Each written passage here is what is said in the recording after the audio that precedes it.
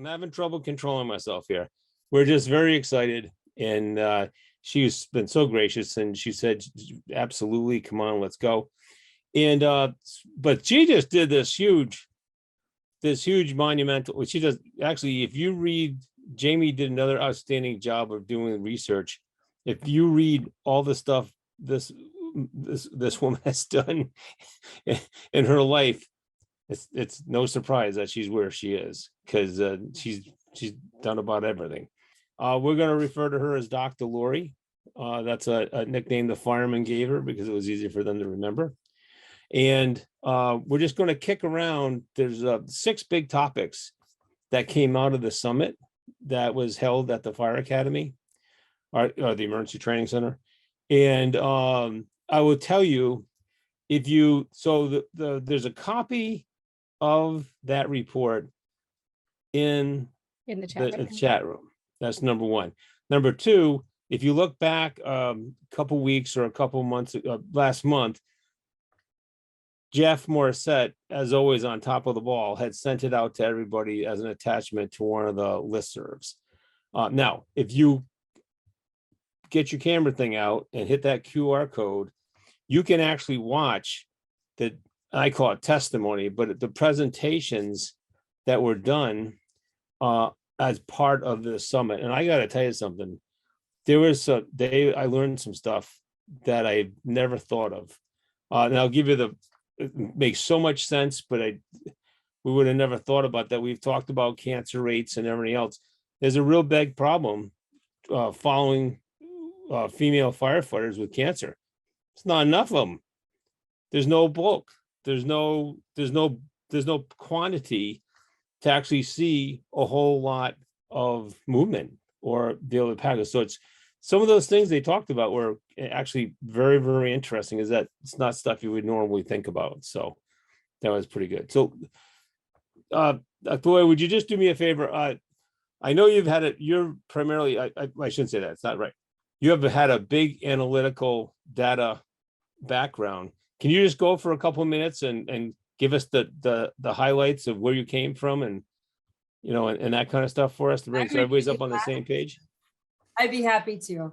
Hi, everyone. Good evening. I'm Lori Moore-Merrell, and I'm your U.S. Fire Administrator. So I want to thank you for having me here. So really excited to be able to spend a little time with you this evening. I appreciate the time. So yeah, I went on the job. I grew up in Tennessee, first of all, in Nashville, but I went on the job in Memphis, Tennessee in 1987. So nobody start counting now to see how long that's been.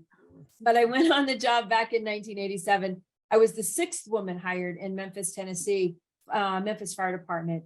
In fact, the chief of Memphis right now, I trained her in recruit school. So I was actually instructing in the recruit school when she came on. So that's my legacy there. But I stayed on the job about 7 years before being recruited to the IAFF.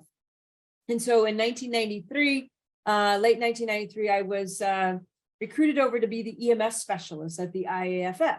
And that was a time when we were really starting to take hold really of fire-based EMS and see where we are now, right? That is the majority of what we do throughout the country is emergency medicine. And so I went into the IAFF. I spent 26 and a half years there and ended up doing quite a bit of research, particularly in the operations spectrum, looking at crew size, looking at deployment. And so a lot of what is in particularly the NFPA 1710 standard, a lot of what we do in that the space of effective response force, a lot of what we do with standards of cover. So that was sort of what I ended up doing with a lot of research at the IAFF.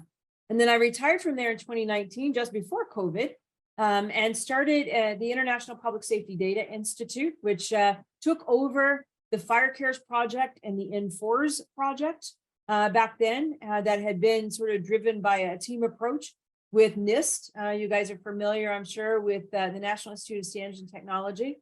And so we've done a lot of collaboration with NIST over the years and a number of other organizations as well. And so IPSDI was established and became really the leader in fire service data. And then when President Biden was elected, he asked me to serve on the transition committee. And so I was part of the Biden-Harris transition team and dealt primarily with inside FEMA. The COVID cell is what we were called, the COVID team. And the fire administration, of course, sits inside FEMA. And so I also reviewed back then the fire administration as part of the transition. And so after that, I was tapped to come in as the fire administrator. And so I was actually received my commission in October of 21. So I've been here just going on a year and a half at this point. Wow. And so trying to shake it up here a bit, but that's my path. And you've been busy. Yes. In a short period. Yes, we Well, have. I think one of our guys, John Oates, did he go into where you were? He did. He became the CEO, took my seat over at IPSDI and is doing a great job there. I listened to him do his presentation, and he did a really good job. And he could actually put out a fire in a phone booth with a hose wag. It's a John Oates joke. He'll understand it. So what do you think has been your biggest challenge? Wow, that's a great question. Since coming in here, the biggest challenge, I can tell you that when I arrived, the first thought that I had after about a month here was, what was I thinking, taking this on, right? But it's a worthwhile venture because the USFA, as probably, I'm probably speaking to the choir here, the USFA had really become quite irrelevant to the fire service as a whole. We have national organizations that were leaning forward and doing a lot of the things that really the USFA should be leading. And so I knew that from the outside. I knew it when I was coming in, but it became much more evident once on the inside. And so the biggest thing I wanted to do is to make USFA relevant, to reestablish it as the leader of the fire service across the US. And I tapped all of our national organizations to come along, stand with me to raise this entity up, because if we can elevate the USFA, particularly inside government, then you begin to get a lot more attention on the fire service at large. And so we did that. That was really the one of the biggest challenges, and why we did the summit that you mentioned just a few minutes ago. We looked at, as you do when you enter a new organization, one of the first things that you should do as a leader is assess how it became what it was, what it's supposed to be, has it straight from the track, or is it on track, right? And so I went back and looked at all of the legislation that surrounded the USFA. We were actually established, there was a fire prevention and control conference held in 1947, right? By President Truman. Truman, yep. Yes, and so after that, that spawned the 1973 America Burning Report, which then sort of spawned the legislation that created the USFA.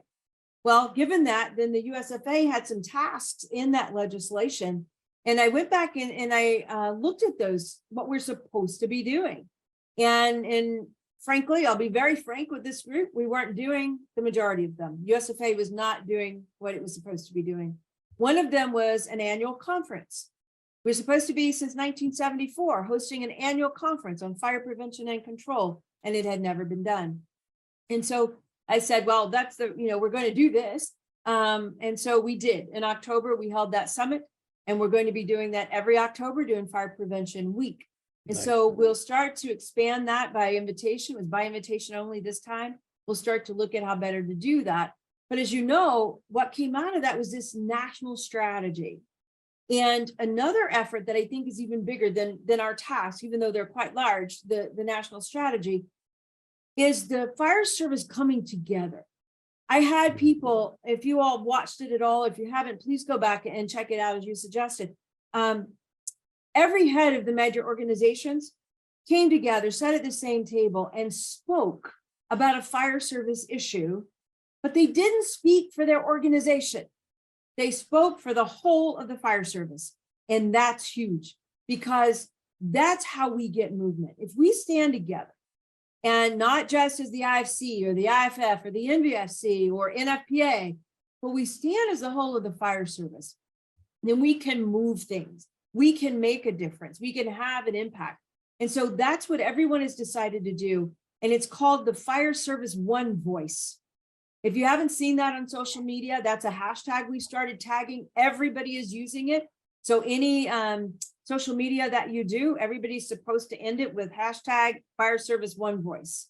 And so we are collaborating in ways that we have never done before in that space. And that's an important piece. So I think that the question was, what was the biggest thing facing me? I think it's that we've got the data system that is no small feat that I'm happy to talk about as well.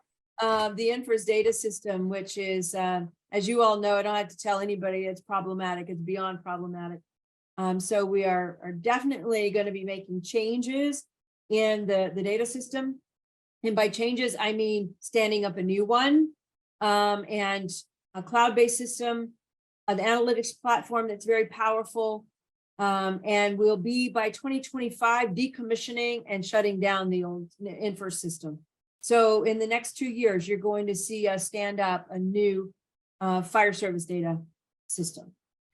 So a month ago, as a matter of fact, we had the leaders of we call them the 5 families or 7 families in the state here having this conversation about the next legislative session and the 3 things that they think are important.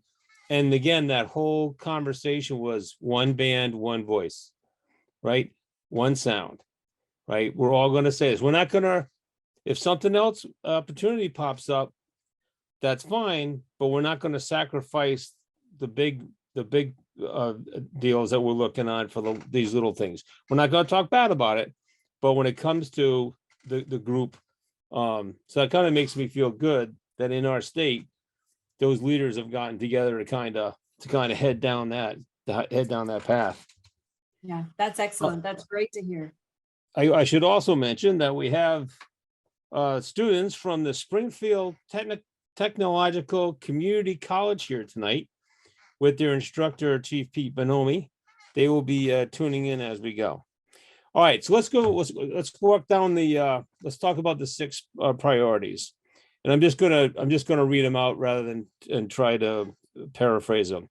Prepare all firefighters for the climate-driven increase in wildland urban interstates, WUI, something I learned today, by providing them with the proper training and equipment. So my being a community risk reduction guy, my thought process is we start at the beginning before we have the emergency, right? And I'm not positive when it comes to the urban wildland interface that we're there. I mean, we've had some kids in my class. The fire department brings a chipper around on the first Saturday of the month and chips up all your brush for you. You drag it to the street. They chip it up because it was in Colorado. And so let's get rid of the stuff that'll burn, right? So there were some things, but I don't know if, what was the thought process with the group as to where that was going to go? That's an excellent question. So yes, that's the first of the national strategy efforts. And so preparing us in the structural environment for wildfire. And I want to be very purposeful in what I say, because one of the things that we keep encountering is people talking about wildland fire. Wildland fire, and that is what Congress knows. That's what even the president speaks about it that way. We all talk about wildland fire, which that's what they say, but what they mean is interface fire, because trees often burn. We've seen the forest burn for 100 years, hundreds of years, right? And in fact, that's what propitiates the forest. Yeah. So having vegetation burn in the wildland is not that big a problem. When it becomes problematic is when it encroaches now on where we have cleared vegetation and put built environment. We put homes, we put businesses. We have people living in what used to burn on purpose. It's a very fire-prone geography, and yet we put homes there and expect it's not going to burn. And this is something that we have to talk about, because now this is a different type location. It used to be wildland. It's no longer wildland. It is now what we call the interface or the intermix or all the way into suburbia, Yeah. right? Because we have these locations. Wildland's a location, interface is a location, intermix is a location or type of community. And then of course, suburban and urban.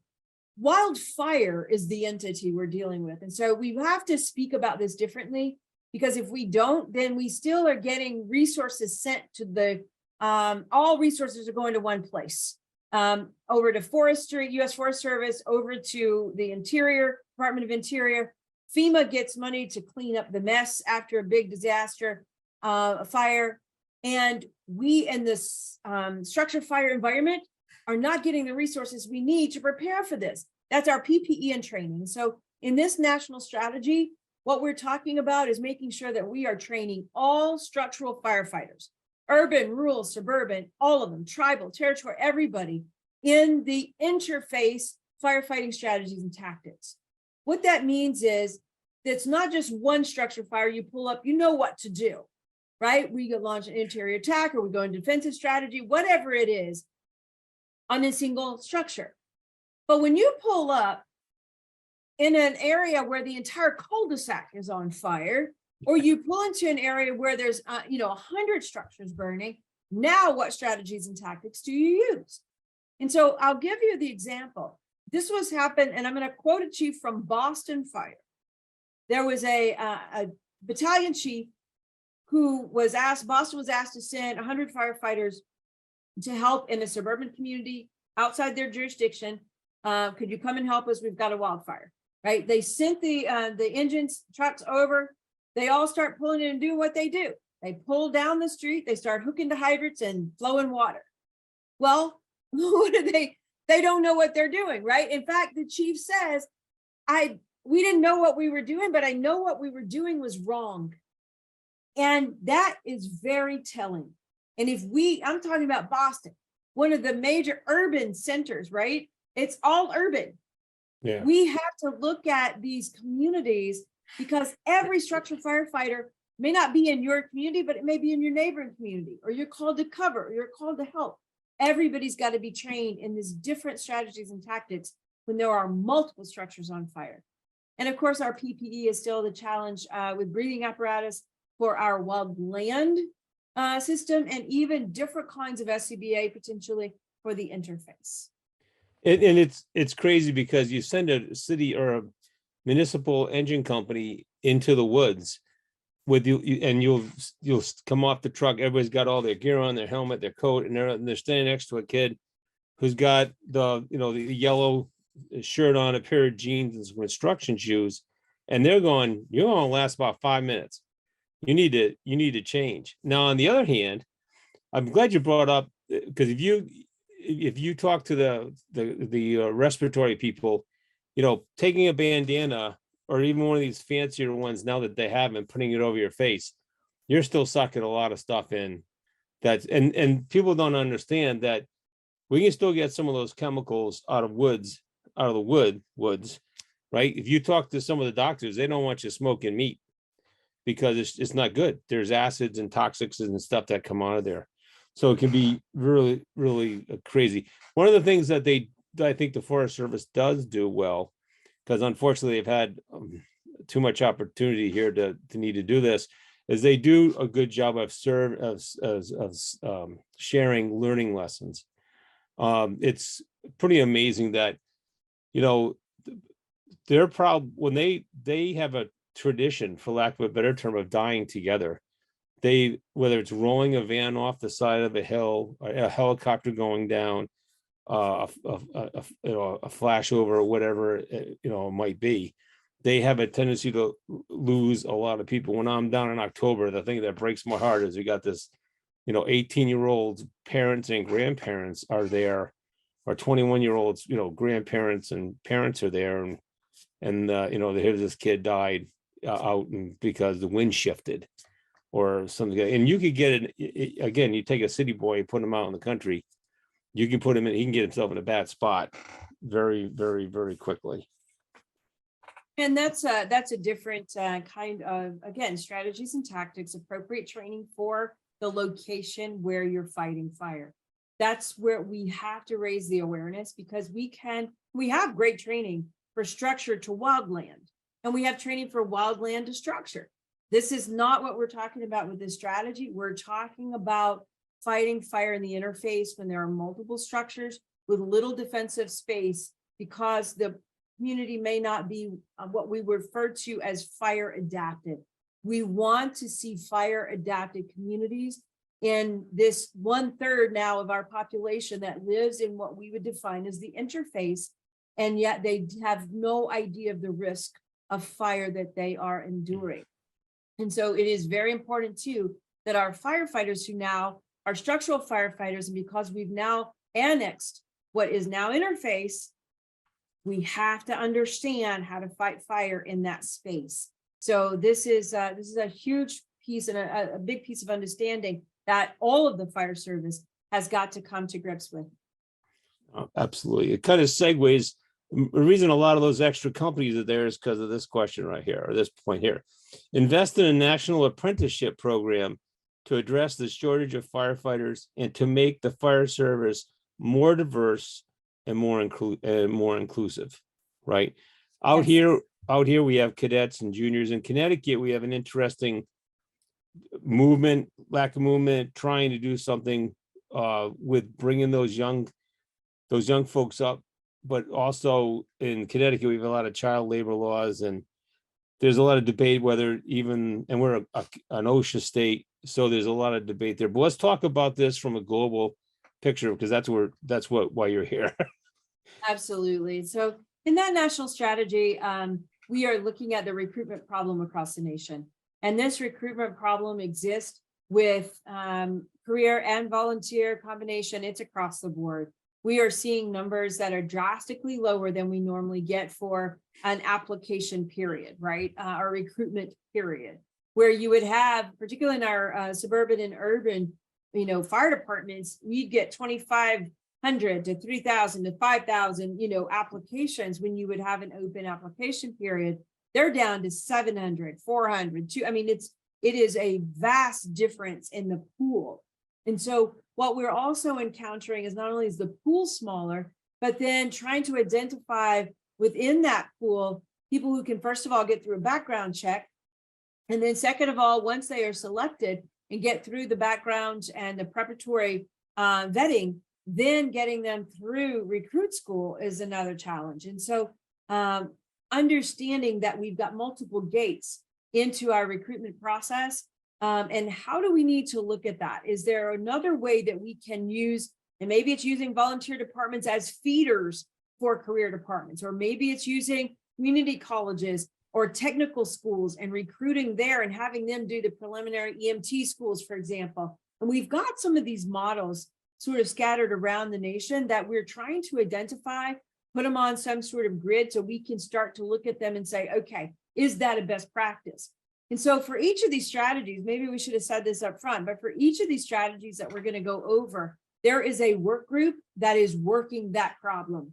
And they're going to be bringing back recommendations to me mid-year. We're going to have a discussion and see what else they need to identify between then and October. And at the summit in October, they'll be delivering out their actionable recommendations for each of these strategies. But this one is a big one.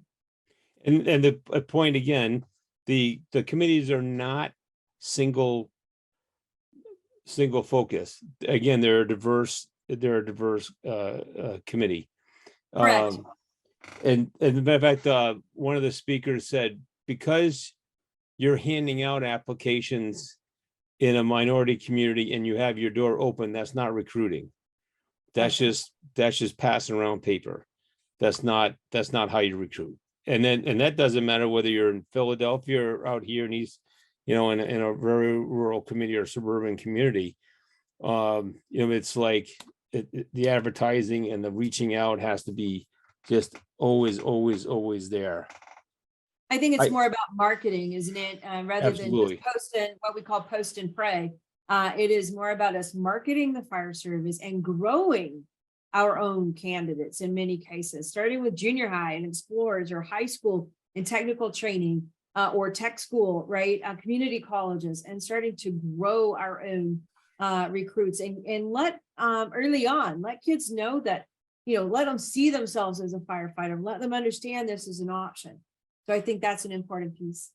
One of our chiefs, Sherry, her point in her group is that we need to be able to have, and it's whether it's male, female, whatever, we need to make sure the students understand, the students are given the ability to learn. The CPAT is a big discussion, is make sure they understand, if you just do this and we'll supply the vests, or you can go to this training center, we'll host it in the rec department, and whatever it takes to get that. One of the issues we had at our recruit academy was grammar and writing and understanding deductive reasoning.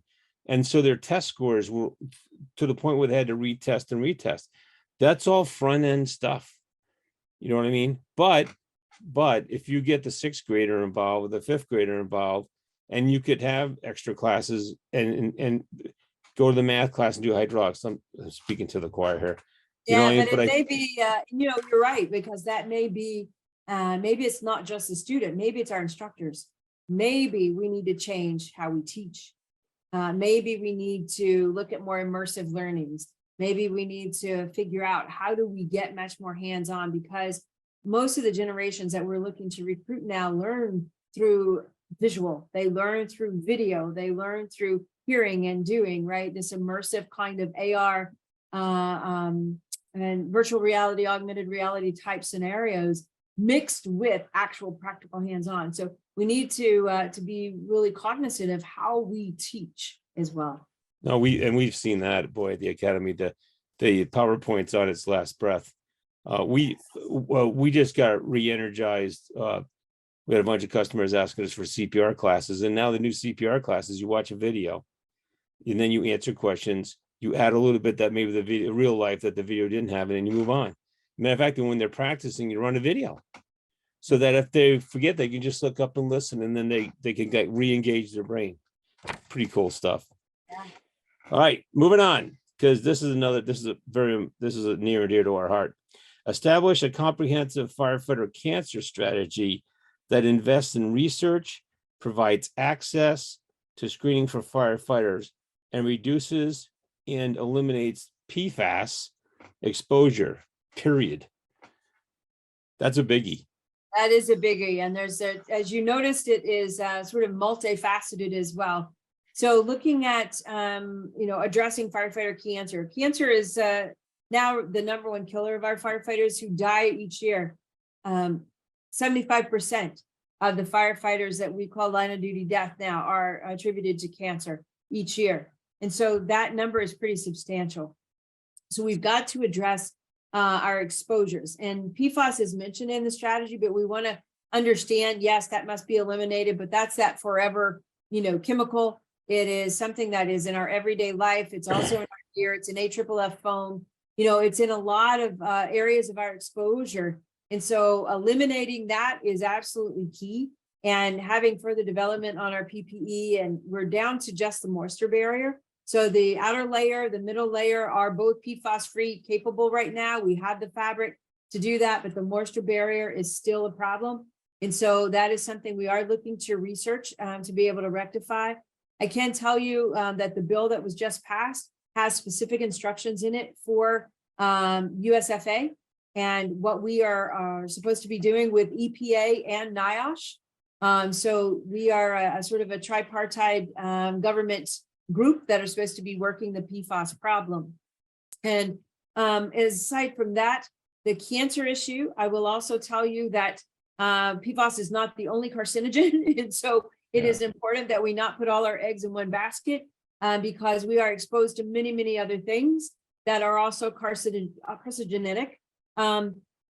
If you haven't seen the IARC, the International Agency on Research for Cancer, deemed firefighting occupation as a carcinogen, not just the things we're exposed to, not a list of chemicals, the occupation itself is carcinogenic.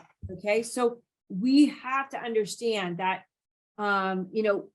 if you start to look at it, you're like, okay, if you can get cancer, you can get PTSD, why would anyone want to do this job, right? So with this, we'll go back to our recruiting problem, but we have to start to think through, what does that mean? Well, is it also not just our gear, but understanding our exposures, understanding cleaning our gear, understanding showering, understanding all the things that science is telling us makes a difference. So it's not like we don't have any research on this. We have some, we need more, and we'll continue to facilitate that. The other thing you mentioned is screening, and we have to do better with cancer screening. Now, this is two-faceted. One is firefighters who don't have access to any screening because they don't have the appropriate health care. If they do have health care, it doesn't include screening for particular cancers, things like that. And then the other issue is there are some cancers for which there is no screening. Right. Pancreatic cancer is one of those. We find it, but you cannot yet be screened for it because there is no test. And so it's not like we look at prostate cancer, there's testing, right? We all look at, or males look at PSA levels. And so these are the kinds of things that this is sort of a multi-faceted strategy. And If I may, real quick, Nick, we were lucky to have the firefighter cancer support network on with us. And one of the things they brought up was the fact that they were finding that a lot of times as the occupation of a firefighter kind of put you in a position to brush off when anything was wrong with you. They mentioned that they were finding a lot of times that those in that position were not paying attention or listening to their bodies and then acknowledging that they did feel something. And that being another problem is this idea or this stereotype that they needed to basically buck up and just deal with certain things rather than acknowledge them. And I thought that was very poignant about making sure that it kind of delves into the mental health aspect of not being afraid to say when you feel something or that something might be off or getting something checked out. Jamie, that's a great point. And I think that is absolutely spot on. We can't allow what we've had, the stigma with mental health forever, right? And we're just starting to overcome that stigma. It still exists, but we're starting to overcome it. We cannot have that play in continuously here. And I think you're spot on. I think it does. And so no one wants to be sick. No one wants to feel, because there's some kind of mentality that if I'm sick, I'm weak. And that is not the case, right? And so we need to look at this from a healthy perspective and a whole of well-being. I get it, and I will tell you that when I watched the speech on the cancers, I don't want to say it was terrifying, but it woke you up. These guys, they're monitoring pump operators. They're recommending that the pump operator put something on their face, either just wear an air pack or put something on your face that's going to filter that. They looked at the incident command team. They looked at the aides. They looked at the safety officer. They looked at the pump operators, the aerial operators, PIOs, all these people. And they've been monitoring these people, and these people, they're building a case. And you know how that's going to go over, but they're building a case saying, if you're in this space, this even has public implications. Everybody likes coming and watching the fire. Pretty soon it's going to be, no, you don't want to, no, you need to go away. And then how are we going to protect, how are we going to protect those folks? That was a pretty enlightening portion of the program, was because again, there were multiple. It wasn't just one thing, it was multiple. And I'm glad you said the thing about PFAS. Everybody's all ratcheted up about PFAS. And then, listen, I was exposed, but luckily, I'm not like the Navy guys or an aircraft guy and et cetera like that. But listen, I've seen a lot more people get sick with other things. And the point that Jamie made about it's not me, it's that's just it's just an ache, it's just this, whatever, and they don't go for it. And I think the CDC and public health is going to be a partner with you in that too, right? With NIOSH, I think they're all in that game to try to figure it out. And again, you have we like the Cancer Support Network.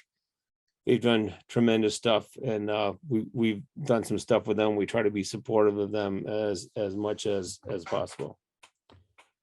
All right, I'm going to give you a quote from one of my favorite movies, and let's see who could see who knows what this is from. I wish my head could forget what my eyes have seen. Right? If you remember the documentary on Detroit, that's the pump bus, the operator, Dave Parnell, right? And when you in the next Detroit movie, it does a lot about what he talks about. So again, another thing we've talked about, which we think is when we've had some very close friends that we've lost because of suicide. Again, provide behavioral health resources and suicide prevention initiatives for all firefighters. Just so important. Yep, and that is a huge one. So we do often in the fire service now, as I said, we're reducing the stigma. But one of the things I want us to continue, obviously, with the PTSD, assessing PTSD. Often we have the addictions, whether it's alcohol, drugs, or bad behavior, that is secondary actually to PTSD, right? So we're finding that often we're treating symptoms rather than getting to the cause. And so looking for that baseline cause, which often is PTSD in our realm of work. And then, of course, dealing with the continuing suicide issue. We have to continue to focus on those. But having said that, I want us also to begin to focus on the pre. It's hard for us to keep talking on the after, right? Once you've got PTSD and those who have attempted, and unfortunately those who have succeeded. But how about we deal too with the pre and doing some mental resilience building, just like we do resilience building with our wellness fitness initiatives, those sorts of things. We need to do some of that mentally as well. And we need to do it beginning in recruit school. It's got to start with our students. The Olympics does it. The NFL does it. The NBA does it. The Major League ball players do it. Why are we not building in mental resilience in our new firefighters and paramedics? Because that is going to be absolutely key. The military is doing it. The Army has a program called Ready and Resilient. It's available. You guys can look that up, Google it. Ready and Resilient, the Army. That program is incredible. And it's for all of the soldiers as well as their families, as well as their civilian employees. And it is an important piece that we understand. We have to build mental resilience because we have entire generations now that we, and I'm guilty, parents have protected. You've not let them get hurt. We've sheltered in many ways. They've not had bad things happen to them. If you don't have bad things happen to you, then you don't experience growing from those things and starting to learn that bad things can become opportunities rather than just being negatives, that you can grow and evolve as a human being and your emotional intelligence is developed and you mature even as leaders. But if we protect generations, and we have them growing up on technology and not having human interaction, and then we had COVID, right? These things do not lend themselves to resilience mentally. And so when they begin to see things living from virtual or augmented reality, actual reality, they don't process it mentally as well, right? So we have to pay attention to that and learn to focus on building some mental resilience right from recruit school and then carrying it throughout our careers. And I'll jump on that board. Rewards come from hard work. Just saying, it kind of falls into that whole protection stuff, and we can get down that's a whole day conversation. Now we're going to go into something I really like and talk about is create safe communities by implementing and enforcing code standards, especially in the WUI, and understand the vulnerable populations, providing affordable and by providing affordable and fire safe housing. This is good. This is right up. This is the 5 E's. This is getting ahead of it, building the engineering, building the enforcement, and if you fail and it doesn't work, you build a response. You're right on. Absolutely right on. And so this one really does focus on the fire problem. And a lot of people, and I still cringe when I hear somebody say, oh, fires are down. I'm going to tell you, fires are not down in this Oh. country. And even though our data, everybody says, oh, the data say, well, our data are pretty much worthless. The data in the info system, yes, it's there. And yes, it's all we have right now. But I'm going to tell you, across this country, we've had, unfortunately, we've made it so complex and we band-aided a bad data system for a very long time that we now have, it's almost overwhelming to try to put data in on a fire. When you have to sit there and just make sure, firefighters will sit there and make sure they're entering data.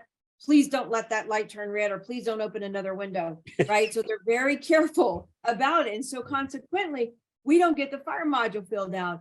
And we have data that appear that fires are down because we're not actually recording all the fires.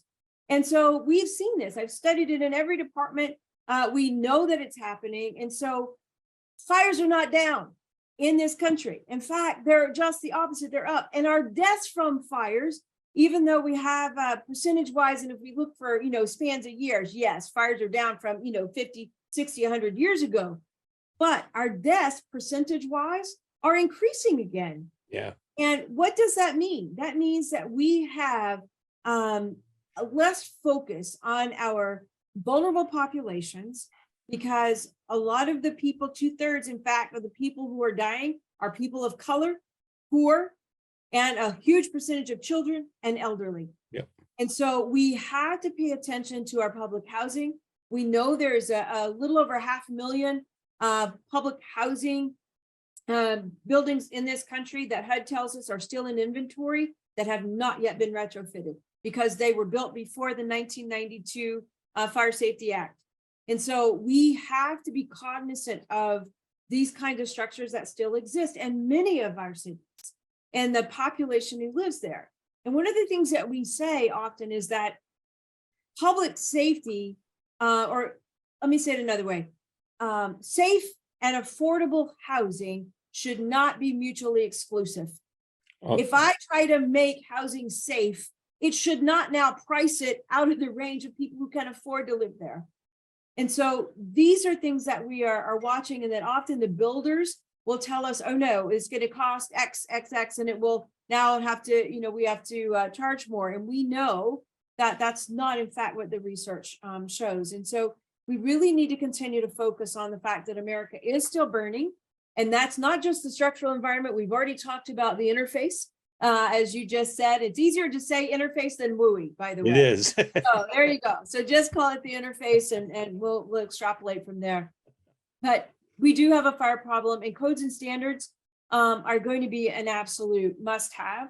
We need better direction from the federal government on this. We need better dissemination to the states, and we need more consistent implementation all the way down to the local levels, and then heavy authority to enforce.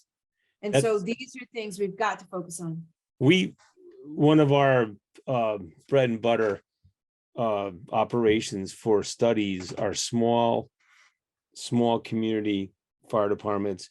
A lot of times we're in commonwealths, so there may not be a fire marshal even allowed. The fire marshal comes out of the state. And so there's a lot of, well, who looks at this? If you have this problem, who do you call? I called it. Why, it really didn't make. Here's a couple key points. So our friends from UL have proven that you have less time. If you don't have a sprinkler system, doesn't matter if you have a smoke detector, because it's not about the smoke detector. It's about the movement and the thermodynamics. You have less time to get out of your house right now than you've ever had in history. Ever had in history. Which means your chance of dying is greater. And right? we've had, and the study, another study, again, I'm telling you, you got to download this QR code and just watch the whole thing. The second part to that is there are more people dying as a result of fires. Now, sometimes they get, they go to the hospital, because this actually happened to me. They go to the hospital and they go home, and then they get pneumonia, and then they go back to the hospital a month later, and they don't tie it back to the fire. They tie it that the 78-year-old guy, they counted it as pneumonia, right? They didn't tie it in together. So again, the numbers are still up there, and the numbers are still going up. It is sad though, that it's a good thing and a bad thing. We take the COVID numbers out. The good news is we were tracking down on line of duty deaths, right?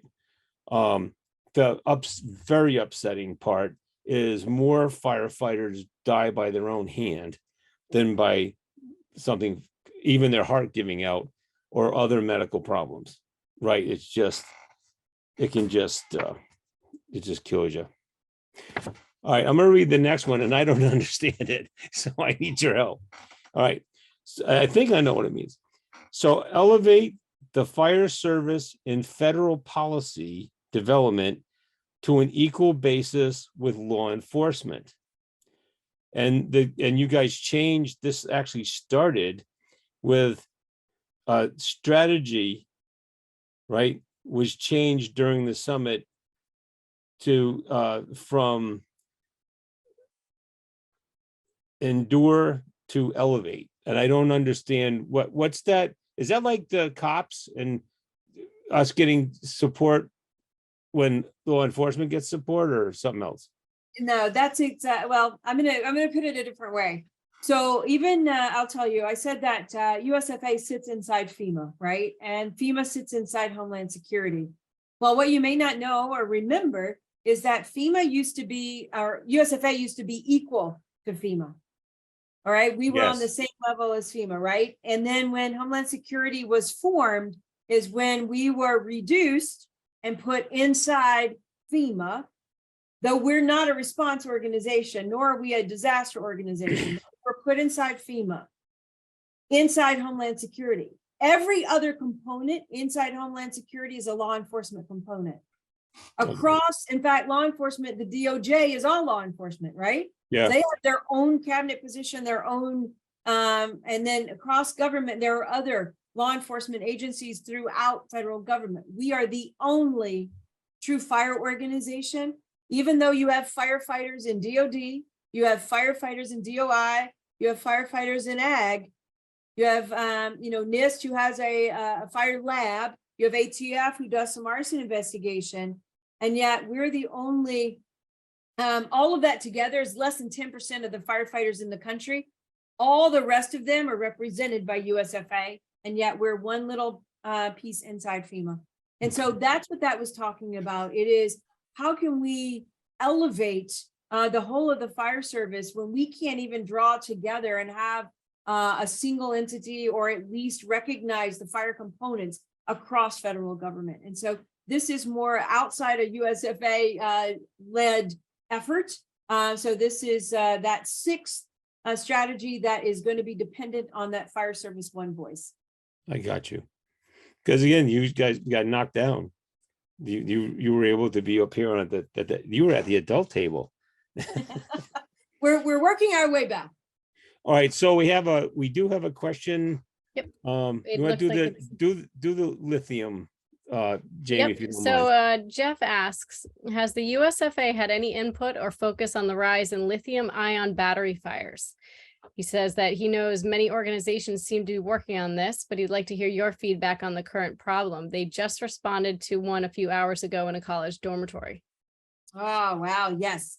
So yes, we have several pieces of messaging, but we are messaging based on the work that UL and FDNY have been doing. So we're not about reinventing the wheel when there's research efforts already underway.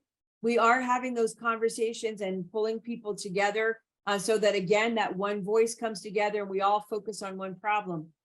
That is being done in a new effort that we have called the Fire and Life Safety Communicators Initiative, where all fire and life safety communicators have come together to make sure we're translating research into practice and research into safety messaging to the public. And that we're not just talking to ourselves, because firefighters cannot change this. This is down to the public behavior, human behavior, and how we treat this technology. And so we are leveraging that. We are very well aware. We're very much in the circle of the lithium-ion battery discussion. But here's one of our biggest efforts right now, because you said you just had a fire, whoever asked the question, you can't even enter that into the data system because there's nowhere for you to put it was a lithium-ion battery, right? this is what I'm talking about. It all goes back to data. And I think that's our role with our national data system, is that we accurately document these kinds of cause and origins of fires so that we can have then the data to be able to make change. How do I get rules and regulations without appropriate data? Right now, FDNY is reporting. Right now, we've got heavy research over at UL, Fire Safety Research Institute, right? And this is what is going to help us inform policy. But if we can't track these cases, then you don't have the leverage to change regulation. So we are very much in the midst of all of this conversation, but again, all with one voice. All right, folks, we have like 7 minutes left. What I'd like to do is if someone has a question, unless Jamie, do you have anything stacked? I do not. I just Jeff also had commented on the reporting, which you just touched on. But I did have Pete just wanted to let you know that his students arranged to share the broadcast of Springfield and the area fire stations. So thank you for doing that. And sorry, I just lost it. We also had the University of New Haven shared that as well tonight. So thank you very much, guys. Very good. All right, here's your, who's got a question? Here's your shot. If any of those students are listening, I'd love to hear maybe if Gen Z has any opinions on the recruitment issues. Absolutely. If anybody'd like to add in a question, they can feel free to unmute themselves. Either unmute themselves and call it out or send it to or you can Jamie. put it right in the chat.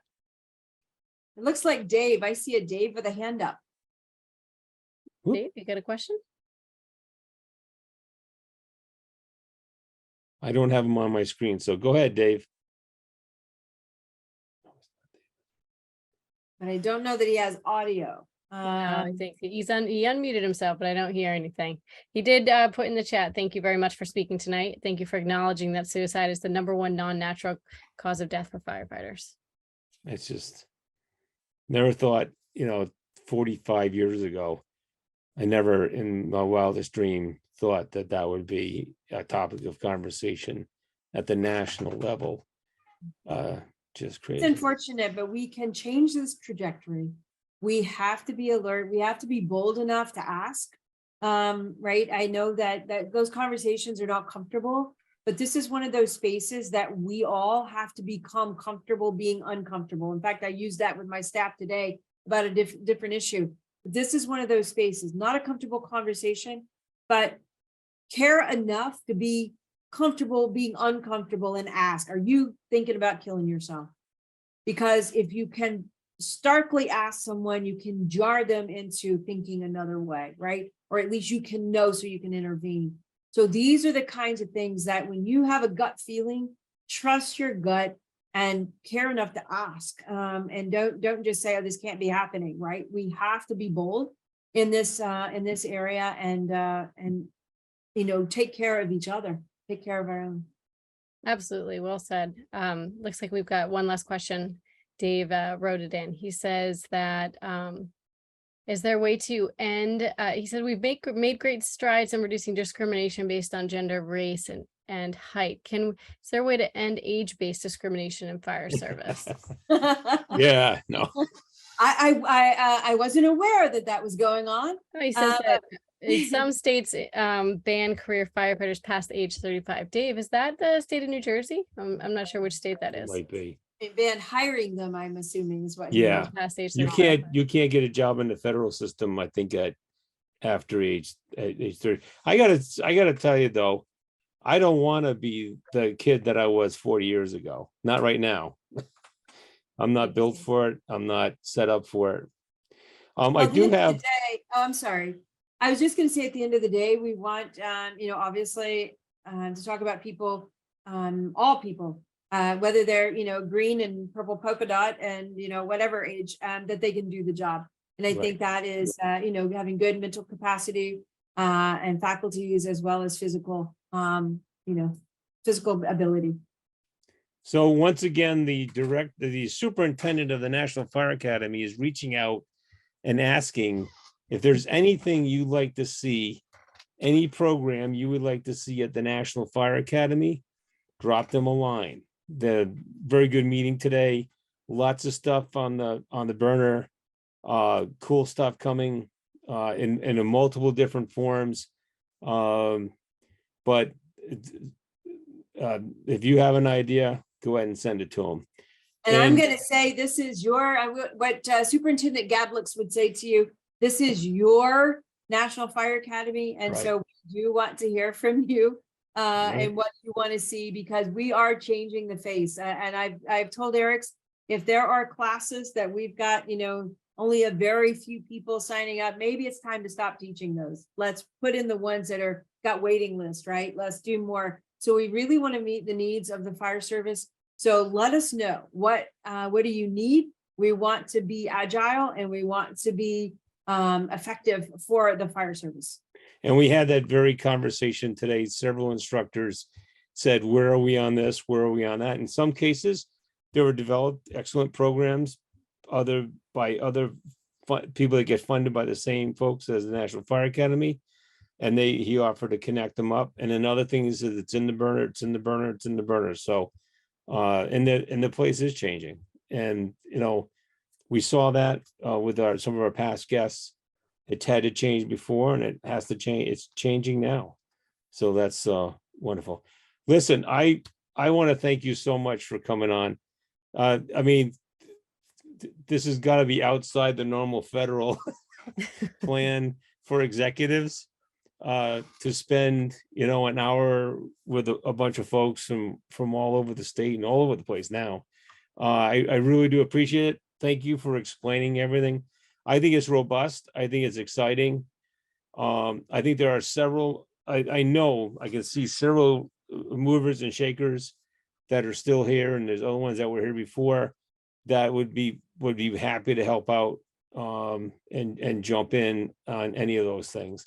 Oh, before I forget, I almost forgot because I would get in trouble.